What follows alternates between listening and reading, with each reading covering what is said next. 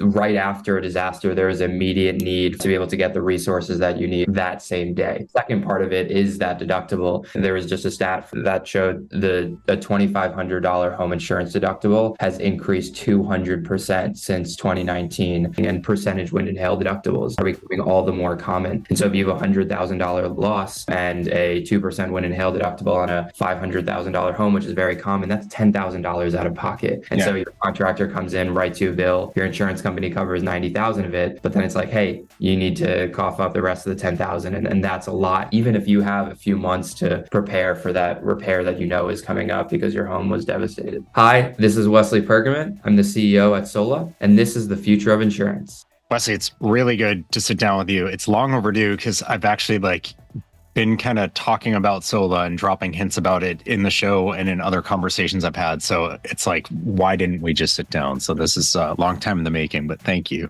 Yes, absolutely. Thank you so much for having me. I've had the pleasure of watching the journey of Sola since really, really early days when you were in the GIA and it was just you. And it's pretty amazing to see what you have accomplished since then. But for those who don't know what Sola is, can you give us a little bit of what is Sola and what's the journey that you've been on? Yeah, absolutely. So Sola Insurance, we're building an entirely new class of financial insurance products that helps homeowners cover their deductible and immediate out-of-pocket expenses after natural disaster events. So with the way that the world has and the US has been changing with these catastrophic events increasing in economic disaster, these really financial resilience products have been top of mind for insurance agencies as well as homeowners alike. And so we're really looking to build out new insurance products that pay more transparently, that pay people faster, and ultimately help people get back on their feet. See, this is where I get stuck in a lot of conversations I've had around parametric products or like smaller coverage amount products, if that's not really a phrase, but if it was. Yeah. I think a lot of people who don't think they're good enough, like getting $1,500, that doesn't do you any good. Or, yeah, but the claim will get resolved and they'll get their full payout, less their deductible. I think there's a few things that they're missing in the reality of most Americans' lives. And I was just looking at the stat. It's like 64% of Americans don't even have $1,000 set aside. So when you talk about $1,000 or $5,000 or $500,000 deductible, depending if it's a percentage of the value of the coverage or something, that's actually catastrophic for a lot of people, even if the rest of the claim gets paid out. And waiting 2 weeks, which is a really fast turnaround time post-cat for any kind of claim handling. And I think everyone in the industry could admit that. That's also catastrophic to have to float $1,000 or $2,000 for a week or two while you're trying to feed your kids and house them and all that. Like, that's great that I'll get paid back, but what's going to happen to me in the interim? So I think there's very much a need for these kinds of things, and it's not too little, certainly not too late, but it's not too little and irrelevant at all. I think that's missing what life is like for the majority of people in this country. Exactly. And I think it's twofold. I mean, you highlighted both those points, but really right after a disaster, there is immediate need for to be able to get the resources that you need, whether it be kind of doing a quick repair or just getting the food or being in a hotel like that same day. And that those components are critical. And then the second part of it is that deductible that you were alluding to. And so that has, I mean, there was just a stat from Matic that showed a $2,500 home insurance deductible has increased 200% since 2019 to this year. And so you're just seeing that these home insurance deductibles are greatly increasing, and percentage wind and hail deductibles are becoming all the more common. And so if you have a $100,000 loss and a 2% wind and hail deductible on a $500,000 home, which is very common, that's $10,000 out of pocket. And so your contractor comes in, writes you a bill, your insurance company covers 90,000 of it, but then it's like, hey, you need to cough up the rest of the 10,000, and that's a lot, even if you have a few months to prepare for that repair that you know is coming up because your home was devastated. Yeah. And you could take out a loan, but A, good luck getting one, and B, good luck being able to afford one with the rates that we have. And like, if you don't have that kind of cash sitting around, the chance that you have the ability to secure a loan at like terms you can live with is also not. And that, I mean, this is all the point is Mhm. I think people who sort of write this off as like, oh, that's not relevant, or, people just have to tough it out or look at their deductible. Like, I don't think any of that makes sense. Mhm. And people are using their deductible quite aggressively right now because of what's happening with rates. Exactly. Just as we're recording this, there's a Wall Street Journal piece about all the rate increases going on, Yeah. and it's still not enough. And Mhm. people can't afford coverage. So yeah, they are jacking up deductibles and looking at restricting coverage. So it just makes us even more front and center, I think. Exactly. There was just an article yesterday from the Wall Street Journal. It was titled "Buying Home and Auto Insurance is Becoming Impossible." It's the And same, so, yeah, same article. yeah. I just read it today. And we know this is getting worse. I mean, you're Yeah, seeing like the top 20. This is not just the kind of small insurance companies. This is the top 20 like home insurance companies, and I mean, you see like their loss ratios, and they need to raise premiums, they need to raise their deductibles because they can't sustain the current path that they're on. So we know this problem is only getting worse and more difficult. I mean, there's a whole kind of soup of issues of which led us to where we are today. yeah, I mean, obviously a few of them is the interest rates and inflation, but then of course it's the cost to rebuild. And I mean, looking at the cost of reinsurance, that's up 30-50%, that a lot of these insurance carriers they have to buy. And so the cost of insurance and the cost of capital is getting a lot more expensive. And then yeah, on top of that, I mean, I think we were talking a few months ago about what was happening in Florida with like contractor lawsuits and things like that. I think they found in the last 10 years in Florida, $15 billion were paid out in home insurance claims, and only 8% of that actually went back to the core property owner. And yeah, the rest was through litigation and contractors, and you have assignment of benefits, which is contractors knocking on doors and saying like, hey, I can get your roof replaced and your insurance company to pay for it. And that yeah. all sounds fine and great, except for the fact that now the insurance company is shelling out a lot more money that they didn't think that they needed for a roof that in some instances, yes, needed to be replaced, but in others would have been fine to be left alone. Yeah. The victimless crime where you get a free new roof, it's Yeah, not free. You're just going to pay for it tomorrow. Um, exactly. I want to I want to spend a little bit of time on what it is you're live with now, because you are live with an industry first product. So I want to understand that, and then I want to talk about sort of the direction of what's possible from this. But tell us about Tornado, which is where you started. Yes. So we launched the first startup to actually launch an admitted parametric product in the US market. And so we launched our Tornado product, which helps homeowners cover their deductible and immediate expenses. So we launched that about let's see, it was 8 months ago. And so that was fully reinsured by Lloyd's of London out of Beasley, great partners over there. And then Spinnaker, who is our fronting carrier that really helped bring all this product to fruition. And so we have been live with that product. We've been selling with independent agencies.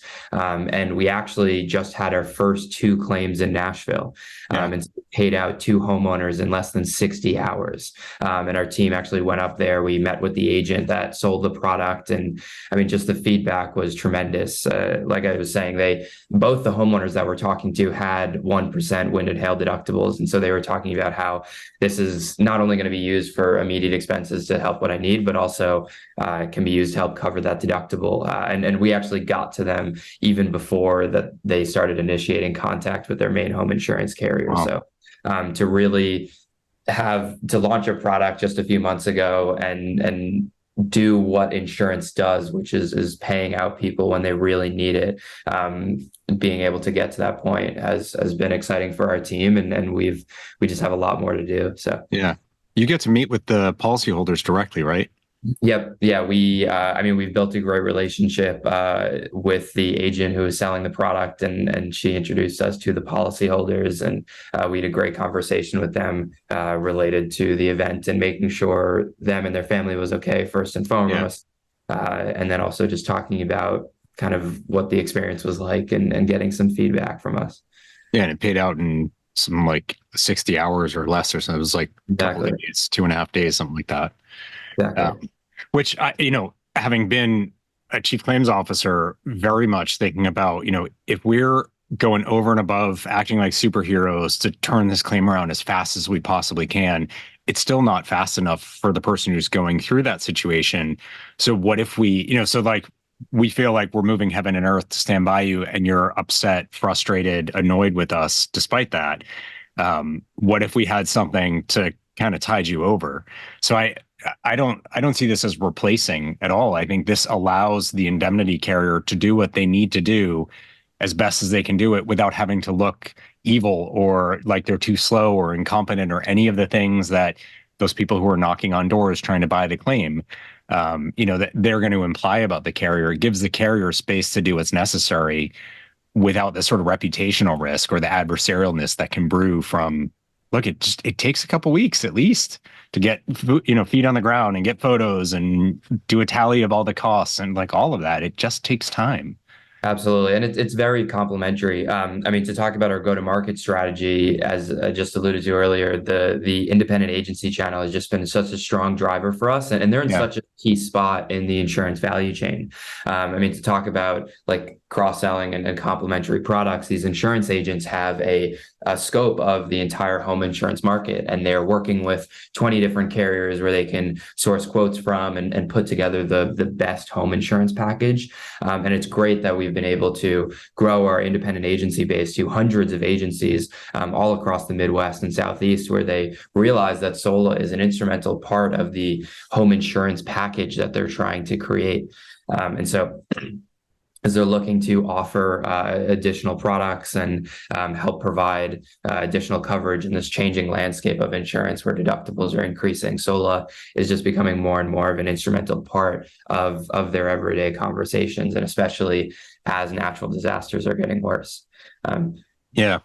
I mean, I think there's an inherent mismatch with our traditional indemnity products and the reality or the growing reality of what exposure looks like today between Nat Cat and climate change, between the litigation environment, between the supply chain. Like all of these things, I think, are making it very hard for a policy form that effectively was written in the 1950s and tweaked since then to actually be for purpose anymore. So I'm very bullish on looking to new ways of providing coverage and defining coverage maybe a bit differently than we have at the past to try to meet those needs. But if we just say that we're doing that with tornado, like that's fine if you're in those states that have a tornado exposure and that's very material, but there's lots of other exposures. You're not just a tornado solution. So where does this go? Yeah, absolutely. I mean, we like to say we're a product for the new age of insurance. Just like you said, the home insurance product was invented in 1950. And I mean, even if you just look at the pace of how it developed, the deductible in 1950, the average deductible on home insurance was $500. And almost 70 years later, it was still $500. And only now are you seeing like $2,500 deductibles or $5,000 or $10,000 and things like that. I mean, in terms of what the vision that we're looking to build out, I mean, this is a critical issue for homeowners all across America. Just like you said, it's not just tornado. I mean, first and foremost, the states that we're in the Midwest and Southeast, the way the home insurance product works is wind and hail, straight line wind, tornado, hail is segmented out on the home insurance product as a separate deductible. And so all of our insurance agents are asking, like, when are you launching a wind and hail product? So first and foremost, that's our biggest priority. And so we're going back to Lloyd's of London, working with reinsurance syndicates. I mean, it's been great. We've went through the Lloyd's Lab program just about a year ago, and so we've really spent the time developing a lot of these relationships with innovative syndicates and refining our proprietary underwriting methodology.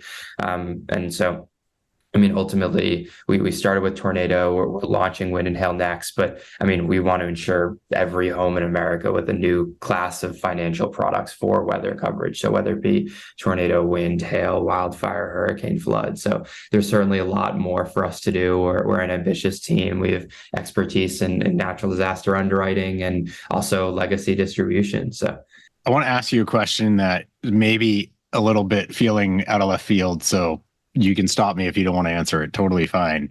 Elephant in the room, like, you're young. And when we first met, when you were in the GIA, you were even younger because it was a while ago. Your team, you and your co-founders are young.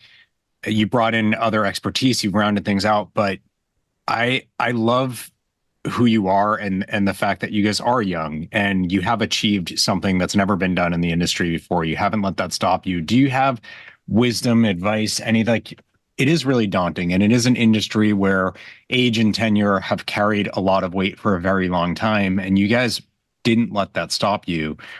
Any words of advice or wisdom? Because there are other founders and potential founders who maybe are talking themselves out of it or saying, I need to do my 20 years at a carrier first or whatever it might be. What was it that led you to overcome that barrier and go for it anyway? Because it is, I mean, I've told you this before, like I'm blown away with the tenacity and the way that you didn't let any of these things stop you in a case where I think a lot of people would have, and I have a ton of respect for that. Yeah. Well, first, thank you so much. I really appreciate that. I would just say that, I mean, the two biggest things are an innate sense of curiosity. And also the second thing is people can't deny the work that you've done. And so I would say that like we were very curious with how the insurance industry worked. I mean, a little bit about my background. I grew up on Long Island, New York, and I went through Hurricane Sandy. And ever since then, I've been fascinated by how natural disasters, how affected communities. And I've always been working on projects or startups related to natural disaster events, most recently at a flood insurance startup where I realized all of this data was telling us exactly where the most damaged areas are, and we could use it to automatically trigger payouts to get people on their feet faster. But through a lot of that experience, first and foremost, I was very curious about how this insurance industry that's been around for centuries operates. I mean, it's gone through transformations with reinsurance partners, regulators, insurance agents, distributors, insurance marketplaces. And so I was just very curious of like how to actually build an insurance product, bring a product to market, because that's how we felt that we could have the most impact on this really existential threat that's facing the future of homeownership in America. And so that curiosity was kind of first and foremost what drove our team to understand all the intricacies of what it needed to take to be able to actually, provide coverage that could pay people out faster. And then the second thing that I like to say is that people can't deny the work that you do. And so we very quickly became kind of experts in gathering kind of public and private weather disaster data sources and putting it into an underwriting methodology that ultimately developed over time over the last year and a half, 2 years, as we worked with the kind of foremost expert underwriters in London and got to work with the Global Insurance Accelerator, go through the Lloyd's Lab program, work with mentors like yourself and other individuals who had a lot more expertise on how to develop these natural disaster models. And so, I mean, ultimately, we would, people always talk about kind of putting the cart before the horse or the chicken and egg issue when you're starting a company. And so I'd like to say is always just building a little bit, showing it to people, going out into the market. You can't build in silence. You can't build in a silo, especially in an industry that's so heavily based upon relationships. You need to be building and then talking to people. And both of those are critical. You can't also just be talking to people and not building, because then you're in a cycle of you're going on for a year and then there's ultimately nothing to show for it. And so you have to, whether it be putting a insurance model together or developing marketing material or actually going out and talking to customers. And that curiosity aspect is really what led us to understand kind of the market demand for a product like this, and ultimately arriving at the insurance agency level where we actually met these insurance agents at a conference, and it's almost like they were pulling the product out of us because they wanted to understand, okay, like we know the deductible is going up, we know this is an issue, like I'd love to hear more about your product, like how can I start selling this? So two components were critical in our journey. I love that. I think curiosity is a great balance as well to there's lots of stuff you don't know yet, haven't gotten into, you have partners that you need to lean on, fronting, reinsurance, data partners, all of that. And having curiosity instead of hubris as the opening is like, what can we learn from them? How can we benefit from this relationship? How can we help them? It's much more open. I will say you very much have a growth mindset where I think a lot of us in the industry say, but this is the policy form, so we can't do anything about it. We can play with deductibles. Like, well, but you're framed in by the art of the possible from almost, 75 years ago. Mhm. And where you're coming at it with a much more fresh perspective and a willingness to be curious and see other possibilities. And I love that. It's been very cool to watch. Wesley, thank you so much for spending some time here. And honestly, I am actually really worried about the future of the industry if we don't rethink the product and its fit for purpose. And so when I see solutions that are trying to do that and trying to support covering people, but not being fixed in what we define coverage to be or how we approach it, I'm all for that. So I've loved watching you do what you've done, and it's great to see you're in market, you're having success, and you're helping people. You've already had claims. It's fantastic. So congratulations to you and the team. Thank you, and expect a lot more from us. We've more products on the line, more partners, more distribution. So a lot more things to come. Awesome. Thanks, Wesley. Thank you so much to Wesley for coming on the show. And yeah, I have been talking about this a lot lately, and I keep referencing Sola. And so it struck me as like, why am I not having Sola represented here directly? So it's very cool to get some time with him and to share what they've been working on, what their whole purpose is, and where they're going to be able to take that in the coming months. I think the wind and hail product, honestly, given the fact that midway through last year, most carriers that I talked to had already hit their cat thresholds with their reinsurers to start dipping into reinsurance without a single named storm. And it was all on SCS or severe convective storms, hail and wind, basically. This is a major problem, and this is driving a lot of the loss cost and therefore the rate. So if we have something that can supplement, that can work alongside the indemnity product, that can be a way to offload some of that risk into something that isn't sitting in the indemnity pot, that's quite interesting. I think for insureds, of course, it's another way to bring the cost of their total coverage down and differentiate or diversify the types of coverage that they have and the way that those coverages respond. But I'm also curious for carriers if it's not a way to package something together that changes your cost of coverage, that changes your offering, that creates something that's both more affordable and a more appropriate coverage response for some of the losses that we're facing that are getting extremely tricky to respond to. Not just a property question, by the way, that's really what we talked about, but there are analogs in other lines. Something to watch, very interesting stuff.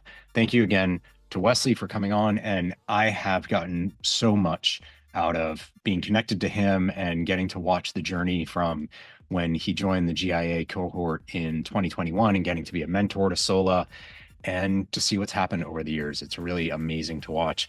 If you're thinking of building something, but you don't think you can, or you're worried about what it'll take, or whether you've got what it takes to do it, that is such an inspiring story of what Sola has done. So kudos to Wesley and to the whole team. It's awesome knowing them and getting to support their efforts. Thank you to all of you for tuning in. If this was interesting, if this was inspiring, if this got you scratching your head about what our products look like and whether they're fit for purpose anymore or will be soon enough, then I encourage you to keep listening to the show and share it with those around you. Just go to future-of-insurance.com/podcast and you can get the entire library of all of the episodes. We're in season 5 right now. There's lots to dig into, just like this one and many other great guests and discussions that I get to bring to all of you. So subscribe, share the show, and I will see you back here next time. Thanks, everyone.